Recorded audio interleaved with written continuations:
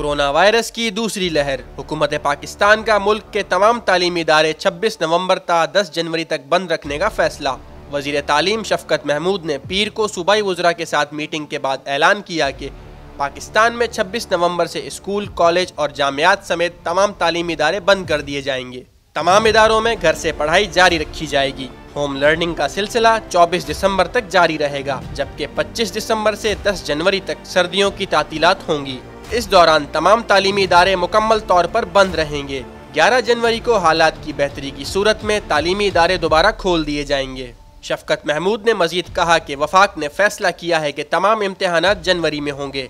Board के इम्तिहानात को मई या जून में ले जाने की तजवीज़ है ताकि तलबा कोर्स वर्क मुकम्मल कर सकें। नया तालीमी साल अप्रैल की जगह अगस्त तक ले जाने की तजवीज़ है और गर्मियों की छुट्टियां कम करने का फैसला किया गया है। शफकत महमूद की प्रेस कॉन्फ्रेंस के बाद वजीर तालीम सिंध सईद गनी ने अपना मौक़िफ़ देते हुए कहा कि उनके सूबे में रवां साल किसी सूरत बगैर इम्तिहानात के क्लासेस में बच्चों को प्रोमोट नहीं किया जाएगा। हमारी तजवीज़ है कि तमाम तालीमी इदारे बंद ना किए जाएं, बल्कि अगर ऐसा लगता है तो प्राइमरी स्कूल्स जिनमें एनरोलमेंट 73% है सिर्फ उनको बंद किया जाए, जबकि क्लास 6 और उससे आगे की तमाम क्लासेस को जारी रखा जाए। 9वीं, 10वीं, 11वीं और 12वीं के इम्तिहानात मई और जून में लेने का फैसला ना किया जाए, बल्कि उसको होल्ड पे रखा जाए और आगे की सूरत हाल को देखकर बाद में फैसला लिया जाए।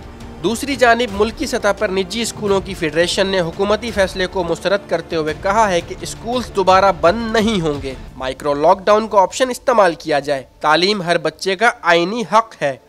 स्कूल्स SOPs के साथ खुले रखे जा सकते हैं।